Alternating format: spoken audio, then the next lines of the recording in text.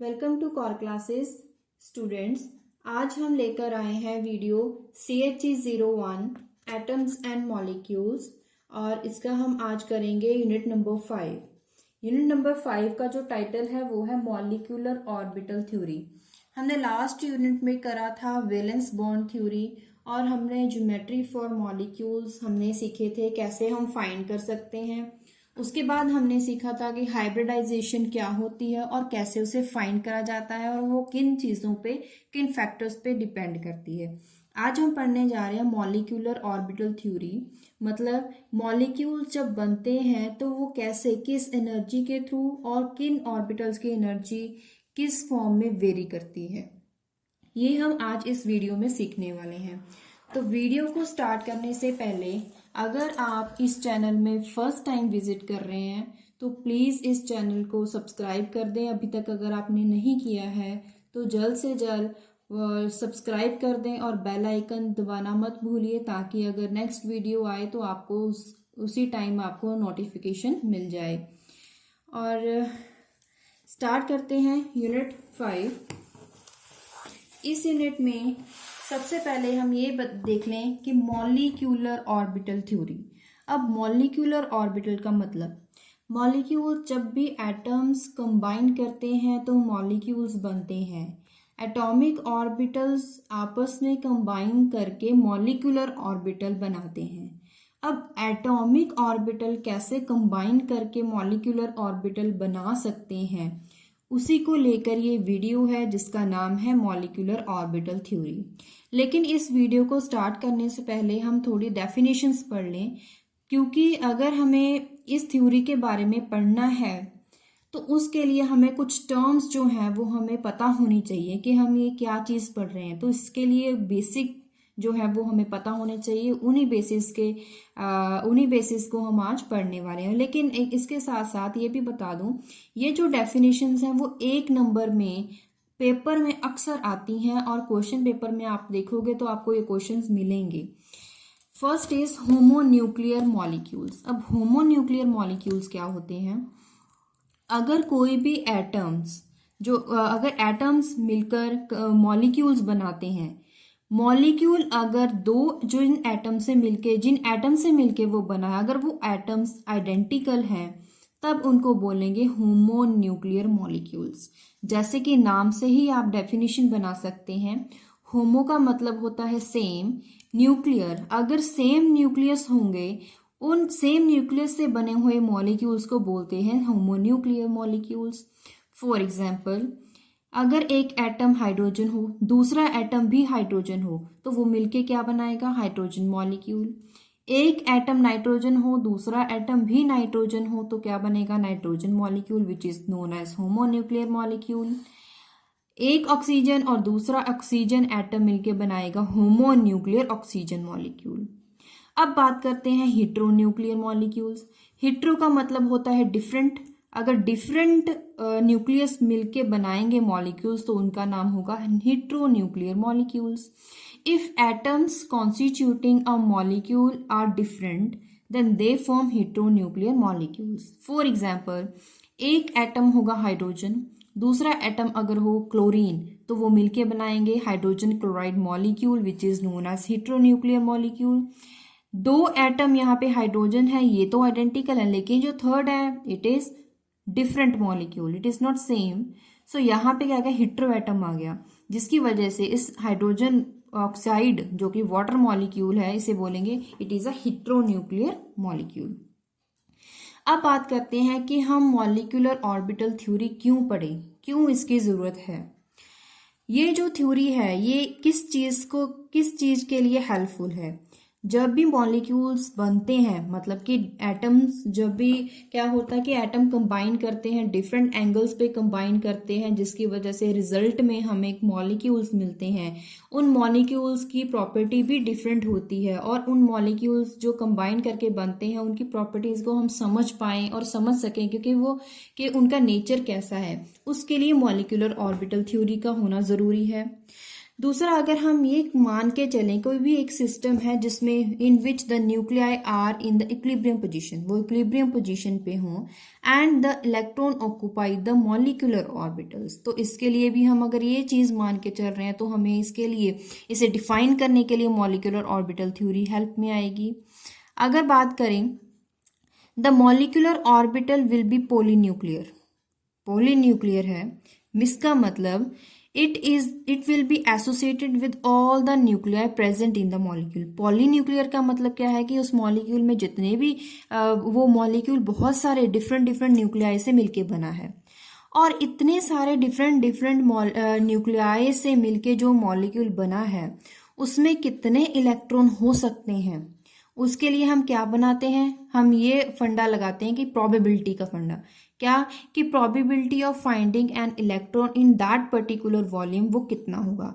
क्योंकि अगर हम प्रोबेबिलिटी की बात करें तो उसका मतलब सीधे सीधे शब्दों में हम क्या बात कर रहे हैं, वेव फंक्शन के बारे में, कि वेव फंक्शन के बारे में भी हम उसका सिग्निफिकेंस फाइंड कर सकते हैं अगर मॉलिक्यूलर ऑर्बिटल थ्योरी हो तो। अगर next point is each molecular wave function corresponds to a different energy. सभी मॉलिक्यूल्स जो हैं वो उसकी एनर्जी सेम नहीं होती है। ऐसा हो सकता है कि जो एक एटम है, एटॉमिक ऑर्बिटल है, उसका एनर्जी दूसरे एटॉमिक ऑर्बिटल जो उसके साथ कंबाइन कर रहा है अगर सेम ना हो तो क्या होगा, जो रिजल्टेंट मॉलिक्यूल मिलेगा, मॉलिक्यूलर ऑर्बिटल मिलेगा, उसकी एनर्जी सेम नहीं होगी, उसकी एनर्जी कुछ और होगी। And the sum of individual energy of electron in the molecular orbital, तो टोटल कैसे फाइंड करेंगे, उन इंडिविजुअल एनर्जी का अगर आप सम कर दें तो आपको टोटल एनर्जी मिल जाएगी। The electron occupy the available molecule orbital one at a time, then the lowest energy molecular orbital being filled first. ये भी बताया गया है कि according to the Aufbau principle, Pauli exclusion principle, ये जितने भी आपने प्रिंसिपल्स पढ़े हैं वैलेंस बॉन्ड थ्योरी में भी आपने यूज करा था, और हाइब्रिडाइजेशन फाइंड करने के लिए भी आपने इन प्रिंसिपल्स को यूज करा था, कॉन्फ़िगरेशन, इलेक्ट्रॉनिक कॉन्फ़िगरेशन लिखने के लिए इन प्रिंसिपल्स का यूज करते हैं। मॉलिक्यूलर ऑर्बिटल थ्योरी ने भी इन्हीं प्रिंसिपल्स को बेसिक प्रिंसिपल मान के अपने पोस्टुलेट्स दिए हैं। तो उन्होंने बोला कि अगर इलेक्ट्रॉन अगर प्रेजेंट रहेंगे किसी भी मॉलिक्यूलर ऑर्बिटल में, अगर एक से ज्यादा इलेक्ट्रॉन पार्टिसिपेट करें तो उनमें से सबसे पहले वही फिल किया जाएगा जिसकी एनर्जी कम है। Next is LCAO method. ये मेथड क्या है, ये मेथड एक्चुअली आपको पेपर में तो कम ही आता है, लेकिन अगर आप मॉलिक्यूलर ऑर्बिटल्स बनाना चाहेंगे, उनकी पिक्चराइज होने करना चाहें तो उसके लिए आपको सबसे पहले इनके अल्फ़ाबेट्स सीखने होंगे। वही अल्फ़ाबेट्स आपको इस मेथड से मिलेंगे। इसमें आपको क्या करना है, आप मान के चलिए कि दो एटम्स हैं जो मिलके एक मॉलिक्यूल बना रहे हैं। उन एटम्स के जो एटॉमिक ऑर्बिटल है, सपोज कीजिए एक एटम ए है, दूसरा एटम बी है, इन दोनों के जो एटॉमिक ऑर्बिटल्स हैं उनकी दोनों की एनर्जी सेम है, तो इनका वेव फंक्शन किस तरह से लिख सकते हैं, साई ए, और बी जो एटम है उसका वेव फंक्शन आप मान लीजिए वो है साई बी। अब वहां पे कितने ही नंबर ऑफ मॉलिक्यूलर ऑर्बिटल जो बनेंगे वो कैसे बनेंगे, जब भी वो कितने ही नंबर ऑफ एटॉमिक ऑर्बिटल उसमें पार्टिसिपेट करेंगे तो हमें बहुत सारे मॉलिक्यूलर ऑर्बिटल्स मिलेंगे। वो हमेशा कैसे, आप उसे मैथमेटिकली कैसे लिखेंगे, the number of molecular orbital produced is always equal to the sum of, it is equal to the sum of number of atomic orbitals involved.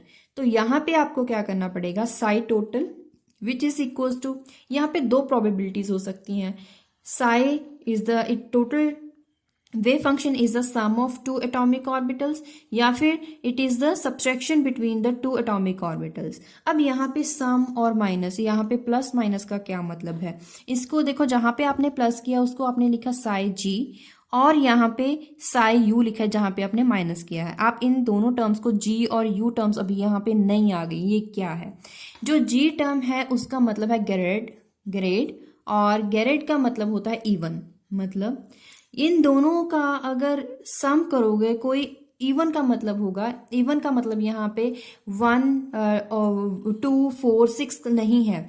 Even का मतलब है बराबर बराबर, सिमेट्री में। अगर सिमेट्री में एटॉमिक ऑर्बिटल्स कंबाइन करते हैं, उनमें सिमेट्री है, तो वहां पे हम गैरेड यूज करते हैं।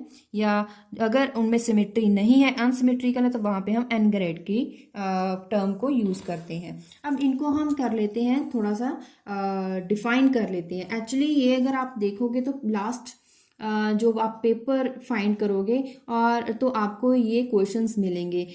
यहाँ पे कितने लास्ट ईयर्स में और मोस्ट इम्पॉर्टेंट क्वेश्चंस इनमें से जो भी बन रहे हैं, उसके लिए हमने अलग से वीडियो बना रखी है, आप वहाँ पे विजिट कर सकते हैं। और वहाँ उस वीडियो में अब जितने भी इम्पॉर्टेंट क्वेश्चंस हैं वो हमने वहाँ पे डिस्कस किए हैं। और उसके साथ साथ आपको वो कौन सा ज़्यादा इम्पॉर्टेंट है, कौन सा कम इम्पॉर्टेंट है, कौन सा एवरेज है, उन सभी परसेंटेज के बेसिस पे आपको वहां पे क्वेश्चंस बता रखे हैं। और इनके सॉल्यूशंस जो भी होंगे वो आपको इस वीडियो में, साथ साथ वीडियोस में जब भी क्वेश्चन करेंगे, हम इस चैप्टर को खत्म करने के बाद सभी क्वेश्चंस को कंसीडर करेंगे। और अगर आपको ये वीडियो उसमें जाना है तो आपको उसका लिंक डिस्क्रिप्शन में मिल जाएगा। तो चलिए हम पता करते हैं कि गैरेड क्या होता है, अनगैरेड क्या होता है। If the sign of wave function psi is unchanged, कब? When the orbital is reflected about its center, it is called Garrett. मतलब अगर कोई भी orbital it is reflected about it centre, मतलब कि अगर एक्स एक्सिस में जितनी उसकी वैल्यू है उतनी ही एक्स एक्सिस नेगेटिव एक्सिस में हो, वाई एक्सिस में जितना उसका ग्राफ आ रहा है, उसकी जो उसे जब ड्रॉ करोगे जितनी उसकी मैथमेटिकल वैल्यू आ रही है साई वेव फंक्शन की, अगर वही same value with opposite sign, अगर मैग्नीट्यूड नेगेटिव साइन में भी सेम हो, ऐसे ही जेड एक्सिस में हो, तो इसका मतलब क्या हुआ कि जो साई है, अगर उस वेव फंक्शन का साइन चेंज नहीं हो रहा है, वो साइन एज इट इज रह रहा है, तो हम बोलेंगे कि वहां पे क्या हो रहा है, गैरेड मॉलिक्यूल्स हैं, उसमें क्या है, गैरेड इसमें फॉर्मेशन हुई है। जैसे कि एस ऑर्बिटल। अब एस ऑर्बिटल की अगर बात करोगे, आपको लास्ट वीडियो में हमने आपको सिखाया था कि शेप्स ऑफ एटॉमिक ऑर्बिटल्स क्या होती हैं। उसमें आपने देखा था कि जो एस ऑर्बिटल है उसकी x axis negative x axis, y axis negative y axis, z axis negative z axis, सभी तरफ उन सिमिट्री थी, सेम वैल्यू थी। और अगर आपने ड्रॉ किया था, जब आपने ड्रॉ किया तो आपने देखा कि वहां पे स्फेरिकल सिमिट्रिकली जो उसका हमें ग्राफ मिला था, तो स्फेरिकली सिमिट्रिकल ऑर्बिटल होता है एस ऑर्बिटल। तो इसी ऑर्बिटल को, क्योंकि यहाँ पे जो कंडीशन है वही फुलफिल हो रही है, तो इसका मतलब है उसे हम बोलेंगे it is gerade. Next is ungarrett. What is this? It is one which changes the sign. जहां पे सेम रहेगा वेव फंक्शन का साइन उसे बोलेंगे गैरेड, जहां पे नहीं रहेगा उसका मतलब होगा अनगैरेड। अब ये कौन से मॉलिक्यूल्स होते हैं? फॉर एग्जाम्पल ऑर्बिटल्स जो कि पी ऑर्बिटल हो। अब पी ऑर्बिटल की भी हमने शेप लास्ट वीडियो में, लास्ट चैप्टर में देखी थी, उसमें लोब्स बन रही थी। उसमें जो लोब्स बन रही थी उसका आपने देखा होगा, वहां पे एक जो लोब थी वो पॉजिटिव साइन के साथ लिखते थे, दूसरी जो थी वो नेगेटिव साइन के साथ। लेकिन इसका मतलब क्या था? पॉजिटिव और नेगेटिव का मतलब था कि वहां पे सिमेट्री सेम नहीं है, दिट इज अनसिमेट्रिकल, जिसकी वजह से उनके साइन डिफरेंट दिखाए जाते हैं, इसीलिए इनको बोलते हैं अनगैरेड। अब नेक्स्ट बात करते हैं मॉलिक्यूलर ऑर्बिटल्स की। अब मॉलिक्यूलर ऑर्बिटल्स में भी आगे आपको पढ़ने के लिए कुछ टर्म्स का पता होना जरूरी है। अब जो हमने सपोज किए थे wave function for atom A that is psi A and wave function for atom B that is psi B, अगर वो दोनों कंबाइन करेंगे सिमेट्रिकली तो रिजल्ट में हमें क्या मिलेंगे? Molecular orbital. और मॉलिक्यूलर ऑर्बिटल क्या होगा? क्योंकि अभी हमने सीखा है, वो क्या होगा? Psi A plus psi B which is psi G. तो इसका मतलब क्या होगा? क्योंकि वो दोनों कंबाइन कर रहे हैं विद द सेम साइन, तो इसका मतलब होगा वहां पे बहुत सारे इलेक्ट्रॉन जमा हो जाएंगे। बहुत सारे इलेक्ट्रॉन जमा हो जाएंगे तो वहां पे क्या होगा? इलेक्ट्रॉन डेंसिटी इंक्रीज हो जाएगी। इलेक्ट्रिक डेंसिटी अगर न्यूक्लियाई के बिटवीन इंक्रीज हो रही है तो उसका मतलब हम क्या बोलेंगे कि वो molecular orbital bonding molecular orbitals हैं। बॉन्डिंग, बॉन्डिंग कैसे बनी? क्योंकि दोनों जो साई वेव फंक्शंस थे, जो साई दोनों वैल्यूज हैं, अगर वहाँ पे मैथमेटिकली भी और प्रैक्टिकली भी अगर उनकी सिमिट्री आती है, दोनों ही सिमिट्रिकल हैं और वो कंबाइन करेंगे तो रिजल्ट में आपको गेरेड मॉलिक्यूल्स मिलेंगे। और वो गेरेड मॉलिक्यूल्स क्या होंगे? उनकी वजह से इलेक्ट्रॉन डेंसिटी इंक्रीज हो जाएगी, उसको हम बोलेंगे बॉन्डिंग मॉलिक्यूलर ऑर्बिटल। लेकिन अगर इसका उल्टा हो जाए, उल्टा कैसे? अगर दोनों वेव फंक्शन जैसे कि Sai A minus sign Sai B था, तो इसका मतलब दोनों में सिमेट्री सेम नहीं है, सिमेट्री तो डिफरेंट है। अगर इस तरह से मॉलिक्यूल्स एटॉमिक ऑर्बिटल्स कंबाइन करते हैं तो आपको पता होगा कि उसमें रिजल्टेंट साई क्या होगा? U, that is ungerade, that is odd, odd combination, psi A minus psi B. तो इस तरह से इलेक्ट्रॉन डेंसिटी पे क्या फर्क पड़ेगा? जितना भी सिमेट्रिकल लोब होगी उतनी ही इलेक्ट्रॉन डेंसिटी होगी अपोजिट साइन में। मतलब जितनी लोब, जो लोब का साइज है, जितना पॉजिटिव साइन के साथ होता है उतना ही नेगेटिव साइन के साथ, तो वो क्या करेंगे? अपना इफेक्ट कैंसल आउट कर देंगे। कैंसल आउट कर देंगे तो इसका मतलब वहां पे इलेक्ट्रॉन डेंसिटी जीरो हो जाएगी, जीरो हो जाएगी। उस टाइम हम उन्हें बोलेंगे एंटी बॉन्डिंग मॉलिक्यूलर ऑर्बिटल्स। तो आपने क्या सीखा कि hetero nuclear molecules, homonuclear molecules क्या होते हैं, क्यों हम इस चैप्टर को पढ़ रहे हैं, इस चैप्टर को करने की जरूरत ही क्यों पड़ी है, और जो मॉलिक्यूल्स एटॉमिक ऑर्बिटल्स कंबाइन करते हैं, अगर वो कंबाइन करते हैं तो किस तरह से, अगर उनकी सिमेट्री अगर चेंज होती है तो मैथमेटिकली उस पर कैसे अफेक्ट पड़ता है। तो ये हमने सीखा। आगे हम ये पढ़ेंगे कि डायग्रामेटिकली हम इसे कैसे शो कर सकते हैं। एनर्जी लेवल डायग्राम बनाया गया है between the Sai wave function, इस तरफ साई वेव फंक्शन है और इस तरफ the axis for increasing energy. Energy increasing के बेसिस पे हमने ग्राफ बनाया है। अगर ग्राफ नहीं, डायग्राम बनाया है, जिसमें एनर्जी लेवल डायग्राम में क्या है, देखिए एक एटम ए है, दूसरा एटम बी है। दूसरा जो एटम ए है उसका उसका वेव फंक्शन क्या है? साई ए। और एटम बी के लिए जो वेव फंक्शन है दैट इज साई बी। ये भी एटॉमिक ऑर्बिटल है, ये भी एटॉमिक ऑर्बिटल है। दोनों एटॉमिक ऑर्बिटल जब कंबाइन करेंगे तो एनर्जी किसकी ज्यादा होगी, किसकी कम होगी? ऑब्वियसली जिसका इलेक्ट्रॉन डेंसिटी ज्यादा होगा वो ज्यादा क्या क्यों है, वो ज्यादा क्या होगा? जब उसमें इलेक्ट्रॉन डेंसिटी ज्यादा होगी तो क्या होगा? उसमें स्टेबिलिटी डिक्रीज होनी स्टार्ट हो जाएगी। डिक्रीज होनी स्टार्ट हो जाएगी मतलब कि वो क्या करेगा? वो एनर्जी उसकी बहुत ज्यादा कम होगी। एनर्जी कम है इसीलिए हमने साई वेव फंक्शन जो कंबाइन करके जो गेरेड साइन वेव फंक्शन था, गेरेड साइन वेव फंक्शन को हमने लो एनर्जी लेवल पे बनाया है। और अगर एंटी बॉन्डिंग की यहाँ पे हम इसको बोलते हैं बॉन्डिंग मॉलिक्यूलर ऑर्बिटल। अगर एंटी बॉन्डिंग मॉलिक्यूलर ऑर्बिटल की बात करेंगे वहां पे इलेक्ट्रॉन डेंसिटी जीरो हो जाएगी और इसकी एनर्जी इसके मुकाबले ज्यादा होगी, इसीलिए हम इसे थोड़ा ऊपर लेवल पे बनाते हैं। तो इससे हमें ये सीखने को मिला कि जो एनर्जी होती है बॉन्डिंग मॉलिक्यूलर ऑर्बिटल की वो कम होती है as compared to anti bonding molecular orbitals. तो और अगर बात करें जब भी मॉलिक्यूलर ऑर्बिटल की में बॉन्डिंग होती है, अगर उनमें एनर्जी की बात करें, एनर्जी जो होती है उसे हम डिफाइन करते हैं बाय डेल्टा साइन के साथ हम उसे एनर्जी को डिफाइन करते हैं। लेकिन ये जो डिफरेंस है दिस इज द अगर इसे हम बैलेंस वैल्यू माने तो यहाँ पे ये जो डिफरेंस है this is given by delta. ये स्प्लिटिंग एनर्जी है क्योंकि यहाँ पे क्या है, मॉलिक्यूल्स जो हैं एटम्स जो हैं वो मिलके कंबाइन करके मॉलिक्यूल्स बना रहे हैं। तो ये जो एनर्जी है ये एनर्जी है एंटी बॉन्डिंग मॉलिक्यूलर ऑर्बिटल्स के लिए।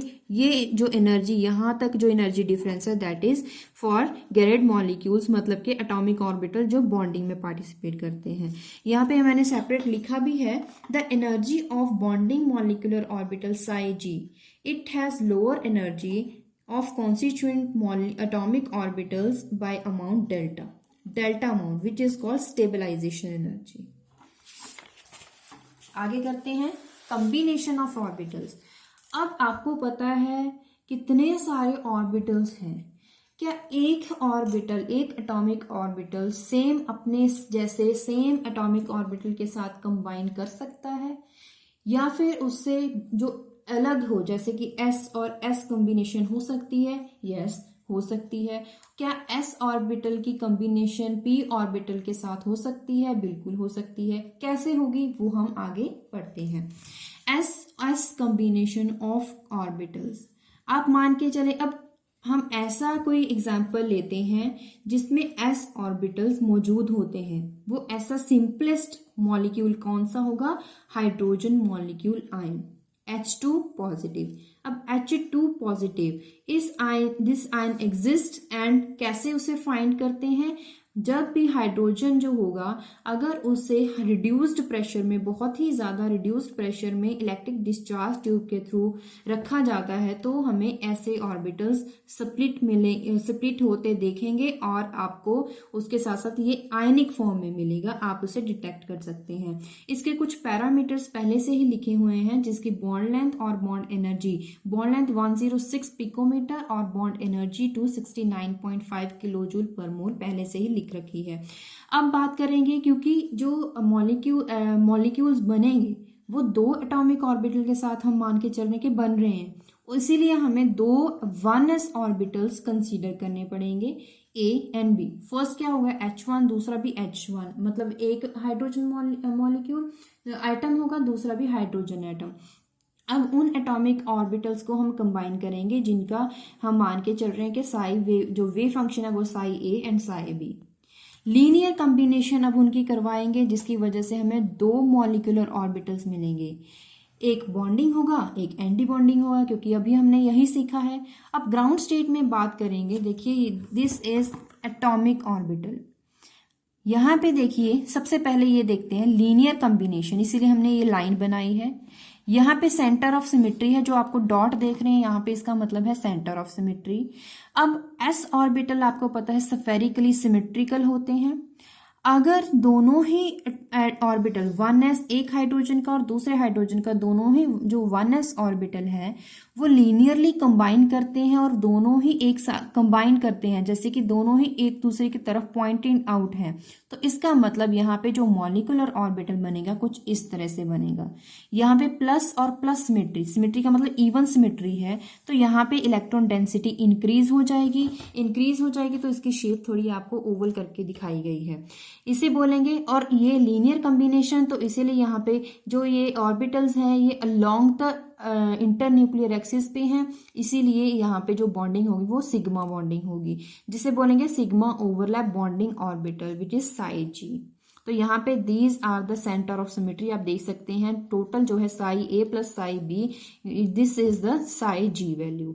और अगर ये जो सिमेट्री अगर डिस्टर्ब हो जाए, सिमेट्री अनसिमेट्रिकल हो जाए, एक ऑर्बिटल जो 1s ऑर्बिटल है उसकी पॉजिटिव सिमेट्री, दूसरे की नेगेटिव सिमेट्री, तो वहां पे इलेक्ट्रॉन डेंसिटी खत्म हो जाती है, क्योंकि दोनों का जो इफेक्ट है वो डिक्रीज हो जाता है, जिसकी वजह से देखिए सिमेट्री आपको देखिए किस तरह से यहाँ पे दिख रही है। इसको आप बोलेंगे स्टार, साई स्टार। इसको साई स्टार के साथ हम इसको डिनोट करते हैं, क्योंकि जो भी एंटी बॉन्डिंग ऑर्बिटल्स रहेंगे उसे हम स्टार के साथ डिनोट करेंगे, जो भी बॉन्डिंग रहेंगे उसको हम बिना स्टार के साथ लिखेंगे। तो this is the psi A minus psi B which is given by psi u. यहाँ पे ऑर्बिटल देखिए प्लस और नेगेटिव दोनों ही डिफ्रेंशिएट करके दिखाए हैं, क्योंकि यहाँ पे कॉम्बिनेशन नहीं हो, कॉम्बिनेशन जब भी होगी तो यहाँ पे आप देख रहे हैं कि यहाँ पे सब्सट्रैक्शन, जैसे कि Sai A minus psi B जो है उसे इस तरह से दर्शाया गया है। ये तो हो गया s ऑर्बिटल और s ऑर्बिटल। लेकिन अगर एक s ऑर्बिटल हो, दूसरा p ऑर्बिटल हो, तो उसमें क्या होगा? यहाँ पे आप डायग्राम पहले देख लीजिए, जिसमें क्या होगा, यहाँ पे आपको मान के चलें कि यहाँ पे हमें ये पता है कि यहाँ पे 3 इक्विवेलेंट p ऑर्बिटल्स होते हैं। एक तो होता है px ऑर्बिटल, एक होता है py ऑर्बिटल, एक होता है pz ऑर्बिटल, और तीनों की एनर्जी इक्विवेलेंट होती है। तो px जो यहाँ पे तीनों ऑर्बिटल्स हैं वो कैसे फाइंड करते हैं? जो भी प्रिंसिपल जो भी क्वांटम नंबर है, जैसे n1 n = 1 है या n = 2 है, उससे हम ये फाइंड करते हैं। और यहाँ पे अगर s ऑर्बिटल कंबाइन करता है p ऑर्बिटल के साथ, आपको पता है p ऑर्बिटल की positive and negative symmetry 2 lobes होती है। अगर s ऑर्बिटल का पॉजिटिव सिमेट्री और px ऑर्बिटल की पॉजिटिव सिमेट्री दोनों ही पॉइंटेड होंगी टुवर्ड्स ईच अदर, दोनों ही दूसरे शब्दों में कहें कि अगर दोनों की सिमेट्री सेम सिमेट्री एक दूसरे की तरफ है in front of each other, तो वहां पे क्या होगा, इनकी कॉम्बिनेशन होगी क्योंकि सेम साइन है, तो आपको इस तरह का ग्राफ मिलेगा। इस तरह का जो डायग्राम मिल रहा है हम इसे इस तरह से डिफाइन करेंगे, जिसमें एक नोड जो है वो आपको सेंटर ऑफ सिमेट्री यहाँ पे मिली है, दूसरी यहाँ पे जो दोनों को कंबाइन कर रही है। इसलिए इसको डिफ्रेंशिएट करने के लिए यहाँ पे देखिए, क्योंकि यहाँ पे इसकी इलेक्ट्रॉन डेंसिटी ज्यादा है इसलिए इसको थोड़ा बड़ा करके बनाया, यहाँ पे इलेक्ट्रॉन डेंसिटी कम है इसलिए इसे छोटा करके बनाते हैं, which is known as psi overlap bonding orbital. अगर इनकी दोनों की अगर s ऑर्बिटल और p ऑर्बिटल की अगर सिमेट्री अपोजिट हो towards each other, pointing out towards each other with opposite symmetry, then होगा क्या, यहाँ पे आपको इस तरह का ग्राफ मिलेगा, इस तरह का साइन, शेप चेंज हो जाएगी। या फिर आप बना सकते हैं इस तरह से, आपको पता है कि इसका बड़ा साइज है, इसका छोटा है, क्यों है अभी हमने डिफाइन करा। उसी तरह से आप यहाँ पे इसको डिफाइन कैसे करोगे, आपको जस्ट इसको अपोजिट बना सकते हैं, तो इसको हम लिखेंगे क्या, साई स्टार ओवरलैप। अभी साई क्यों बोल रहे हैं, सिग्मा क्यों बोल रहे हैं, क्योंकि यहाँ पे सिग्मा बॉन्डिंग हो रही है, क्योंकि यहाँ पे जो ऑर्बिटल्स है these are situated along the internuclear axis. अब बात करेंगे p ऑर्बिटल और दूसरा भी p ऑर्बिटल, दोनों ही p ऑर्बिटल। अभी p ऑर्बिटल्स, उससे पहले आपको कुछ पॉइंट्स लिखे थे वो आपको बता देते हैं। There are 3 equivalent p orbitals for a given principal quantum number px, py and pz. s orbital may be combined with p orbital, which is provided that the lobes of p orbital are pointing along the axis joining the nuclei. When the lobes of s orbital and p orbital have same sign, that is molecular orbital is bonding. If these have opposite sign, then molecular orbital is anti-bonding. ये हम सभी cases में ये same रहेगा, p and p orbital. हमें पता है कि जो p ऑर्बिटल्स हैं उसके 2 लोब्स होंगी, एक पॉजिटिव साइन और नेगेटिव साइन, दोनों की अपोजिट होगी, जो सिमेट्री होती है वो अपोजिट होती है, जिससे उसको अपोजिट साइन के साथ डिनोट करते हैं। तो अगर px और px ऑर्बिटल आपस में कंबाइन करेंगे, किस तरह से एटॉमिक ऑर्बिटल्स कंबाइन करेंगे कि अगर उनकी सिमेट्री सेम है तो आपको देखिए पॉजिटिव पॉजिटिव उस लोब को आपको बड़ा बनाना है, क्योंकि यहाँ पे इलेक्ट्रॉन डेंसिटी इंक्रीज होगी, और इसे आपको थोड़ा छोटा करके बनाना है, which is sigma overlap. Obviously अगर दोनों की अपोजिट सिमेट्री है तो देखिए आपको इसको डिफ्रेंशिएट करके बनाना है, जैसे आपने ऊपर बनाया था, जैसे यहाँ पे आपने डिफ्रेंशिएट करके लिखा है दोनों के लिए, यहाँ पे भी आपको डिफ्रेंशिएट करके लिखना पड़ेगा। इससे आपको ये पता चल जाएगा कि यहाँ पे एंटी बॉन्डिंग हो रही है, ना कि बॉन्डिंग, जिसको आपने साई स्टार के साथ डिफाइन किया है। उसके बाद अब थोड़ा छोटा सा एक पॉइंट है वो नोट कर लीजिए, combination of 2 p orbitals which have their lobes perpendicular. अभी तक आपने जो लोब्स पढ़ी हैं these are pointed about the internuclear axis.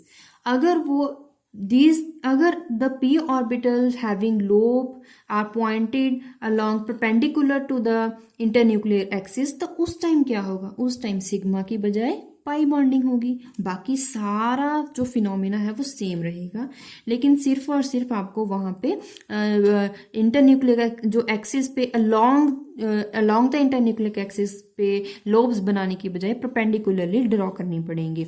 It will result in the pi bonding and pi star anti bonding molecular orbitals. Both py and pz orbitals form pi and pi star orbitals।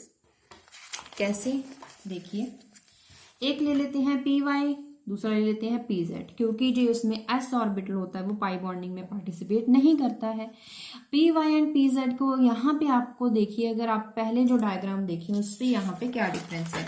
यहाँ पे along the axis बना रहे थे internuclear axis पे, यहाँ पे इसको perpendicular, ये लाइन है इंटरन्यूक्लियर एक्सिस की लाइन है, और ये आप यहाँ पे परपेंडिकुलर बना रहे हैं। अगर ये प्लेन है तो आपको ऐसे इस तरह, जैसे ये पेन खड़ा हो ऐसे ये लोब्स बनी होंगी, एक अबव द इंटरन्यूक्लियर एक्सिस, एक नीचे होगी। तो इस तरह से आप पेपर में, लेकिन आपको ऐसे बनाना पड़ेगा क्योंकि ये 2 डायमेंशन है।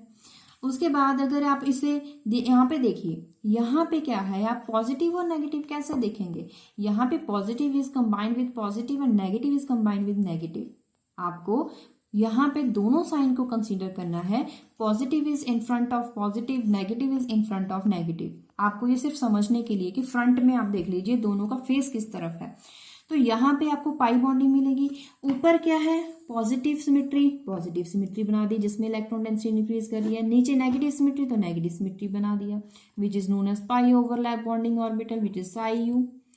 अगर यहाँ पे एक ऑर्बिटल तो सेम है, दूसरा जो पी वाई ऑर्बिटल या पी जेड ऑर्बिटल लेंगे, अगर उसकी सिमेट्री आप चेंज कर दें, उसे उल्टा कर दें, तो यहाँ पे क्या होगा, positive is in front of negative, negative is in front of positive. यहाँ पे सिमेट्री अल्टर हो गई है, तो यहाँ पे आपको यहाँ पे थोड़ा डिफ्रेंशिएट करके टूटे हुए ऑर्बिटल्स की तरह आपको दिखाना पड़ेगा। यहाँ से आप ये समझ सकते हैं कि आपकी सिमेट्री डिस्टर्ब हुई है। यहाँ पे एंटी बॉन्डिंग ऑर्बिटल्स कंबाइन कर रहे हैं, that is pi overlap anti bonding orbitals. अब अगर आप बात करें कि यहाँ पे वीडियो जो बनाई है इसमें S orbital, S P orbital क्यों दिखाए गए हैं, इसका क्या सिग्निफिकेंस है। लास्ट पेपर में ये अक्सर 3 या 4 बार ये रेगुलर पेपर में रिपीट हुए हैं। अगर आप वीडियो जहाँ पे, जिसका हम लिंक आपको डिस्क्रिप्शन में दे देंगे, उसमें S P orbital and P orbitals बहुत बार पूछे गए हैं। ये इसीलिए आपको ये जरूरी था, आपको ऐसे ही पहले पॉइंट्स में डिफाइन करना होगा, उसके बाद आपको डायग्राम बनानी होगी। इस पे डायरेक्ट क्वेश्चन आए हैं कि पी और पी ऑर्बिटल की कॉम्बिनेशन कैसे होती है, आपको डायग्रामेटिकली शो करके दिखाइए। और ये अगर जो आपको बता दें कि ये जो यूनिट है इसमें मैक्सिमम जो मार्क्स का जो पेपर है, यहाँ से उठाए जाते हैं क्वेश्चन, बहुत ज़्यादा उठाए जाते हैं और ज़्यादा से ज़्यादा नंबर वाले क्वेश्चंस उठाए जाते हैं। इसीलिए यहाँ पे ऐसा कोई भी टॉपिक नहीं छोड़ा है जिसके बेसिस पे क्वेश्चन आते हों, और जितने भी यहाँ पे टॉपिक किए गए हैं उनके बेसिस पे क्वेश्चन आते ही आते हैं। यहाँ पे एक नंबर में क्वेश्चन आया था कि differentiate between homonuclear and heteronuclear molecules, और दूसरा क्वेश्चन आया था ग्रेड एंड अनग्रेड पे शॉर्ट नोट लिखिए। उसके बाद अगले पेपर में आया था कि एस एंड पी ऑर्बिटल कैसे कंबाइन करते हैं, या पी एंड पी ऑर्बिटल कैसे कंबाइन करते हैं। दूसरी बार पेपर में पी और पी ऑर्बिटल के बजाय लिख के दे दिया क्वेश्चन में कि सिग्मा और पाई बॉन्डिंग कैसे बनती है, उसका आंसर सेम है। और पाई बॉन्डिंग और bonding and anti bonding molecules के मॉलिक्यूलर ऑर्बिटल कैसे बनते हैं, उसका आंसर भी सेम है। क्वेश्चन 3 तरह के साथ डिफरेंट आया, लेकिन आंसर सेम है, इसीलिए बहुत इंपॉर्टेंट है, इसको छोड़ना मत। Next is non bonding molecular orbital. As name indicate, non bonding का मतलब वहां पे बॉन्डिंग नहीं हो रही। कैसे नहीं हो रही, अगर आप मान के चलें कि एक एस ऑर्बिटल है, दूसरा पी वाई ऑर्बिटल है, इसमें आप देखिए एक ही सिमेट्री है।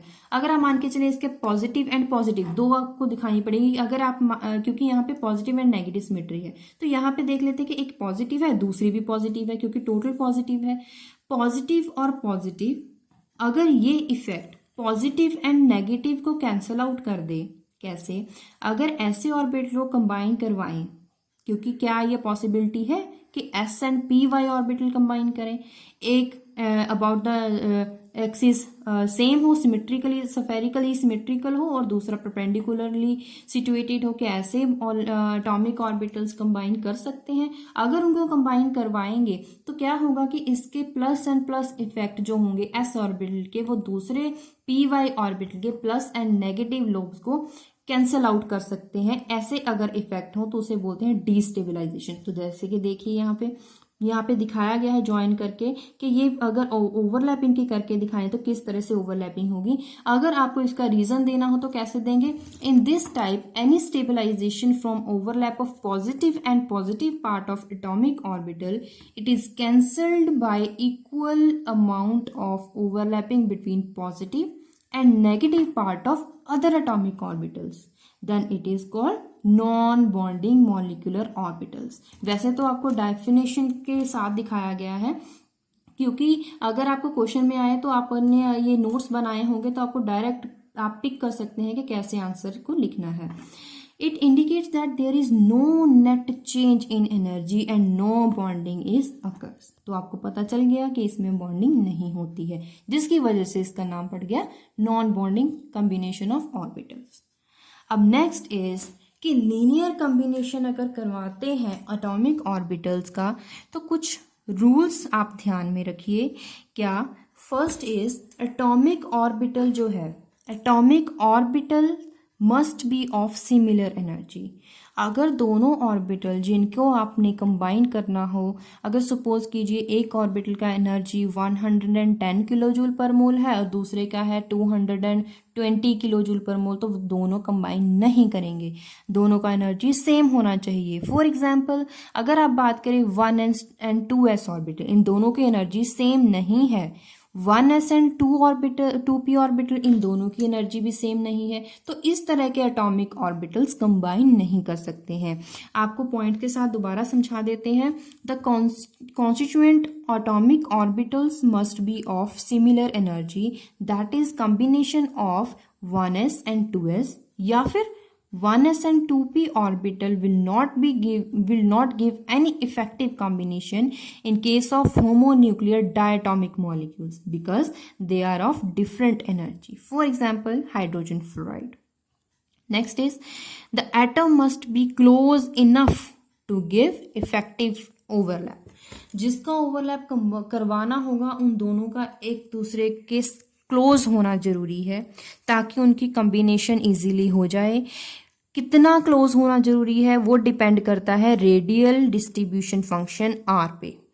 जितना वो रेडियल डिस्ट्रीब्यूशन फंक्शन जितना कम होगा, मतलब कि डिस्टेंस जितना कम होगा, उतना ही वो इजीली इफेक्टिव ओवरलैप कर पाएंगे। Next and last rule is to produce bonding and anti bonding molecular orbitals, either the symmetry of two atomic orbitals must remain unchanged. दो एटॉमिक ऑर्बिटल्स जो है उनकी सिमेट्री में कोई फर्क नहीं आना चाहिए। कब? When rotated about internuclear axis. अब बात करेंगे कि ये कैसे, एग्जाम्पल के साथ समझिए। पी ऑर्बिटल और rotated about internuclear axis, the atomic orbital obtained after rotational will yield molecular orbital। अब कैसे? आपने अभी देखा था पी वाई ऑर्बिटल कैसे कंबाइन कर रहे थे। ऊपर आपने लिखा था पॉजिटिव सिमेट्री का लो बनाया, नीचे नेगेटिव सिमेट्री, दूसरी तरफ भी ऐसे ही लिखा। अगर इसको रोटेट कर दें, ऐसे रोटेट कर दें कि नेगेटिव ओवरलैप को आप ऊपर बनाएं, नीचे क्या बना दें, पॉजिटिव, दूसरे के भी ऐसे। इस केस में ओवरलैप हो सकती है। किस तरह से होगी? जो ऊपर साइन सेम है ऊपर बना दीजिए, नीचे वाले सेम साइन नीचे बना दीजिए। अगर आप एंटी बॉन्डिंग को देखें, एंटी बॉन्डिंग में भी ऐसे ही आपको डिफरेंशिएट करके बनाना है, बस साइन का चेंज करना है। बिल्कुल भी डिफरेंट नहीं है डायग्राम, बस आपको ये पता होना चाहिए कि अगर आप सेम साइन के साथ दिखा रहे हो तो आपको वहां पे क्या लिखना है, बॉन्डिंग ऑर्बिटल। अगर आप डिफरेंट ओवरलैप के डिफरेंट साइन के साथ दिखा रहे हो तो आपको वहां पे लिखना है एंटी बॉन्डिंग ऑर्बिटल। उसी को आपने पॉइंट्स में डिफाइन करना है। अब बात करेंगे order of energy. Order of energy ये आपके लिए बहुत जरूरी है। This is known as molecular orbital configuration. अब ये कॉन्फ़िगरेशन कैसे, ये डिपेंड करती है it is situated in increasing order of energy. सबसे कम एनर्जी 1 सिग्मा 1s ऑर्बिटल, उससे ज्यादा एनर्जी रहेगी उसके एंटी बॉन्डिंग मॉलिक्यूलर ऑर्बिटल की। उसके बाद 2s आता है, 2s का कौन सा, सिग्मा स्टार। पहले आएगा सिग्मा 2s ऑर्बिटल, उसके बाद यहाँ पे लिखा नहीं, सॉरी, सिग्मा 2s, उसके बाद sigma star 2s, sigma 2s के बाद इसका anti bonding molecular orbital sigma star 2s, उसके बाद s ऑर्बिटल खत्म, 1s हो गया, फिर उसका एंटी बॉन्डिंग, फिर 2s हो गया, फिर उसका एंटी बॉन्डिंग, उसके बाद 2p। लेकिन 2p के केस में थोड़ा याद रखना पड़ेगा। 2p के केस में सिग्मा 2p जो ऑर्बिटल है इसका एनर्जी कम है as compared to its pi orbital. कौन से पाई? जो पाई 2p y ऑर्बिटल है और पाई 2p z ऑर्बिटल, मतलब y orbital and z orbital दोनों के जो पाई ऑर्बिटल्स होंगे उनकी एनर्जी सेम होती है, इसीलिए हमने इसको ऊपर और नीचे करके लिखा है कंबाइन करके। और इनके जो एंटी बॉन्डिंग ऑर्बिटल्स होते हैं उनकी एनर्जी बॉन्डिंग ऑर्बिटल से ज्यादा होगी, लेकिन उनकी आपस में दोनों की जो एंटी बॉन्डिंग एनर्जी होती है मॉलिक्यूलर ऑर्बिटल्स की वो सेम होती है। उसके बाद उन दोनों से ज्यादा एनर्जी किसकी होगी? 2p ऑर्बिटल, जो सिग्मा 2p ऑर्बिटल है इसके एंटी बॉन्डिंग ऑर्बिटल की। दोबारा से देख लें, sigma 1s, sigma star 1s, sigma 2s, sigma star 2s, sigma 2p। यहाँ तक तो सेम है जो आपने सिंपल इलेक्ट्रॉनिक कॉन्फ़िगरेशन लिखी, उसी की तरह है। सबसे पहले आपको बॉन्डिंग, फिर उसके बाद एंटी बॉन्डिंग लिखना है। उसके बाद आप याद रखें कि उसके बाद है वाई जेड ऑर्बिटल आएंगे, जिसमें सबसे पहले आपको पाई दिखाना है, फिर पाई स्टार दिखाना है, उसके बाद सिग्मा स्टार आएगा 2px ऑर्बिटल का। और जहां पे हमने बोला था कि एनर्जी सेम होती है, जिन मॉलिक्यूलर ऑर्बिटल की एनर्जी सेम होती है उनको बोलते हैं डीजेनरेट ऑर्बिटल्स। तो ये जो डीजेनरेट ऑर्बिटल्स हैं, इसकी भी 2 नंबर में ये पेपर में क्वेश्चन आया है। तो यहाँ पे आपको पॉइंट टाइम टू टाइम हम बता रहे हैं हर एक पॉइंट पे कि ये भी पेपर में आया, ये भी पेपर में आया है। आप जब विजिट करोगे उस वीडियो में जो हमने बनाई है लास्ट ईयर क्वेश्चन पेपर और most important question paper about percentage के बेसिस पे हमने बनाया है कि कौन से क्वेश्चन की प्रोबेबिलिटी आने के लिए ज़्यादा है, कौन से क्वेश्चन के चांसेस के प्रोबेबिलिटी कम है या ज़्यादा है। उसके बेसिस पे जो वीडियो बनाई है उसमें आप देखोगे कि कितनी बार ये क्वेश्चंस रिपीट हुए हैं। इवन डीजेनरेट ऑर्बिटल की डेफिनेशन भी आई है पेपर में, और ये बुक में आपको क्वेश्चन भी है। और इसी के साथ अगर हम ये वीडियो ख़त्म कर रहे हैं, ये हमने हाफ चैप्टर कंप्लीट किया है और उसके बाद नेक्स्ट वीडियो भी जल्दी अपलोड करेंगे जिसमें ऑलमोस्ट ये चैप्टर ख़त्म हो जाएगा। लेकिन ये इम्पॉर्टेंट बहुत है, ये यूनिट बहुत इम्पॉर्टेंट है, इसीलिए कोई भी टॉपिक भी नहीं छोड़ा है। और जो भी क्वेश्चन में लास्ट ईयर में क्वेश्चन आए हैं उसी के बेसिस पर डायरेक्ट टॉपिक लिख के उसके बाद ये इसके नोट्स बनाए गए हैं, ताकि अगर आप वहाँ पे क्वेश्चन देखोगे उसके आंसर आपको यहाँ पे डायरेक्ट मिल जाएंगे। और जब भी ये यूनिट हम खत्म करेंगे वहाँ पे जो लास्ट ईयर में क्वेश्चन आए थे उनको भी हम यहाँ पे सॉल्व करके दिखाएंगे साथ के साथ। अगर आपके लिए ये वीडियो हेल्पफुल है तो प्लीज़ इस चैनल को सब्सक्राइब करें, वीडियो को लाइक करें, अपने क्लासमेट्स के साथ शेयर करें। हम यूट्यूब के साथ साथ व्हाट्सएप पे भी अवेलेबल है, व्हाट्सएप ग्रुप बना हुआ है कॉल क्लासेस करके, वहाँ पे आप हमें ज्वाइन कर सकते हैं। और यूट्यूब, ट्विटर पे, इंस्टाग्राम पे और फेसबुक पेज लाइक करें, और जितना हो सके अपने क्लासमेट्स के साथ भी शेयर करें ताकि उनके लिए भी ये वीडियो हेल्पफुल हो जाए और वो अपने एग्ज़ाम्स में अच्छे स्कोर कर सकें अच्छे नंबरों के साथ, और उनकी परसेंटेज इंक्रीज़ हो जाए। और आप भी मेहनत करते रहिए और हमारी वीडियोस देखते रहिए। Keep watching this channel. Thank you.